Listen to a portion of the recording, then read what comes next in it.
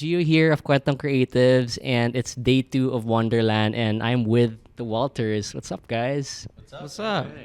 Can I get everyone's names and what you guys do for the band? I'm Charlie, and I play drums. I'm Walter. I play guitar. Danny, I play bass. I'm Liam. I play guitar, keys, and I sing. I'm Luke. I sing and play guitar. Awesome. So you guys are playing later today, so I'm excited to see your set. And I just wanted to start with a question about playing live, right? You guys have been touring the world, must be like a crazy experience, you know. What's the mindset of the band like when you're approaching a live show? You're just assuming that these people, your audiences are hearing you guys for the first time. So like, what's the mindset like for a live performance?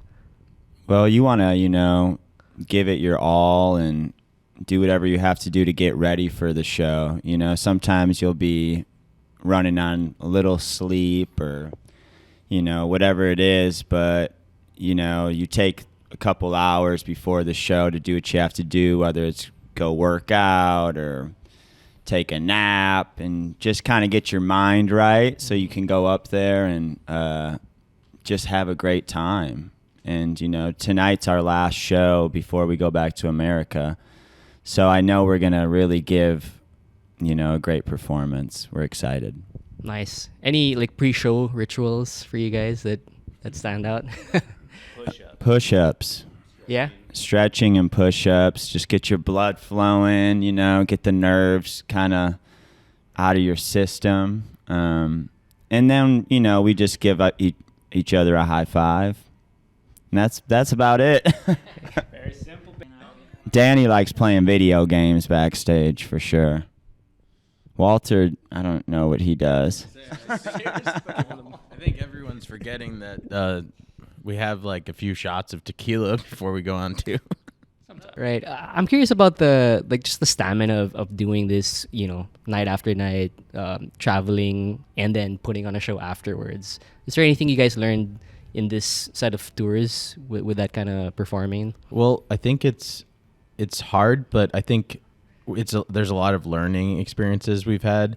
Whereas when we come to Asia, we're coming from America, and I swear the first 4 days I am not on my sleep schedule. It takes me like a solid 4 days to get there. Mm-hmm. So like if I could do it again, or when I do it again, I'd probably try to get out earlier just to like get my body clock right.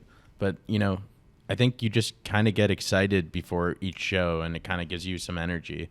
But sleeping is probably the most important thing. Definitely. If you can get good sleep, then you'll be good. Yeah. I will say too, it also helps if the fans are screaming and stuff. It serves as kind of a espresso shot. It like really brings like the energy up in your own body.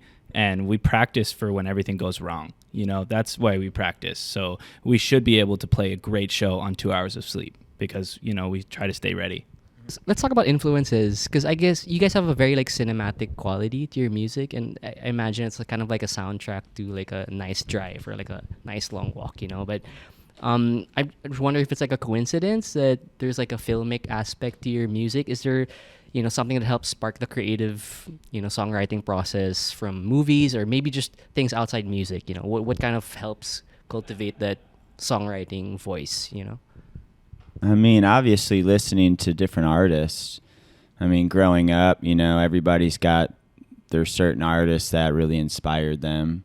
We all love like the Beach Boys and obviously the Beatles. And then, yeah, I'd say, yeah, I was about to say, like, Luke loves going outdoors. We love getting on hikes and stuff, and that, I think, we try to use that as inspiration. Walking is very good for coming up with ideas, lyrics, just getting in that repetition always helps. We definitely watched a lot of movies and shows too, and a lot of cartoons back in the day, like Adult Swim stuff was really cool for music.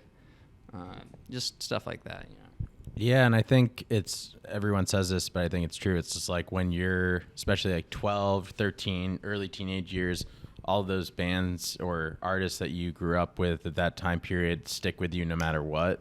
And I think all of us share some of those artists, but we also have a lot that we don't share. And I think it when it works, it comes out in a good way in our music because it's like a blend of things. Right.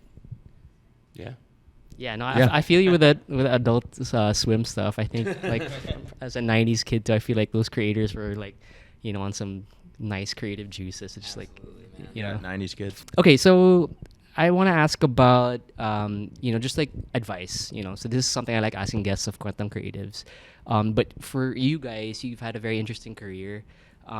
You've had you landed a massive hit on TikTok, which is like a very sought after thing, right? And you emerged from a hiatus. You played global stages.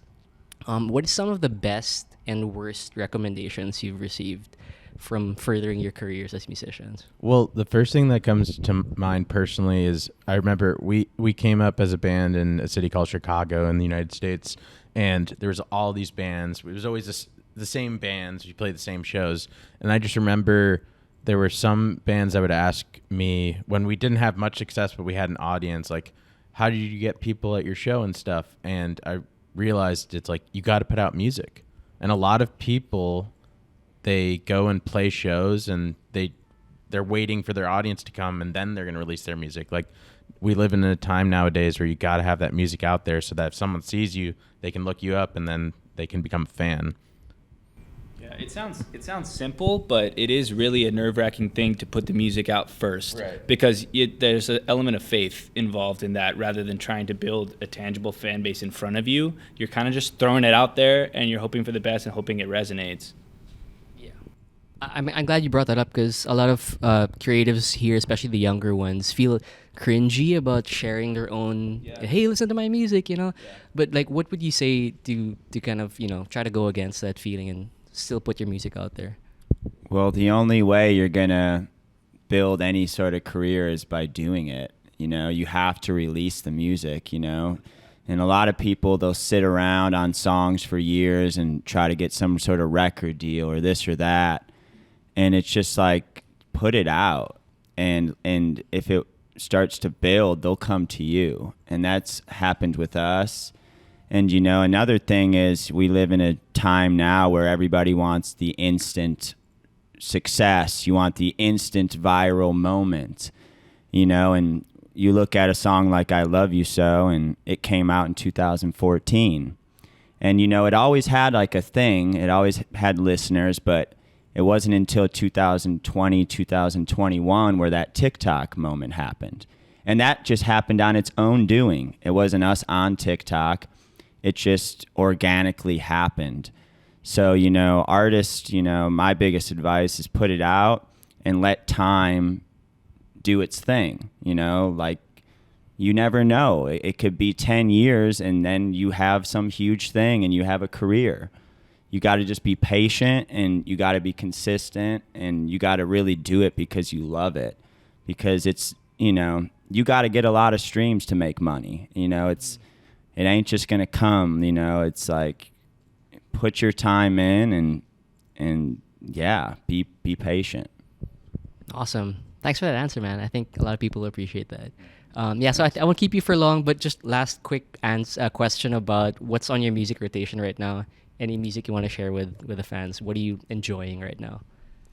Man, we just had a band open for us in Hong Kong called The Bedroom Party.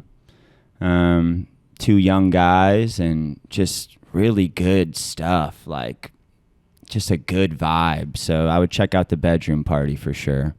Sweet. You got someone? I mean, not to be very basic because it's very big right now, but that album that just came out by that artist Joe, really cool. A lot of great production involved in that. Been listening to a lot of Isaiah Rashad and Sir. You know them, some LA artists.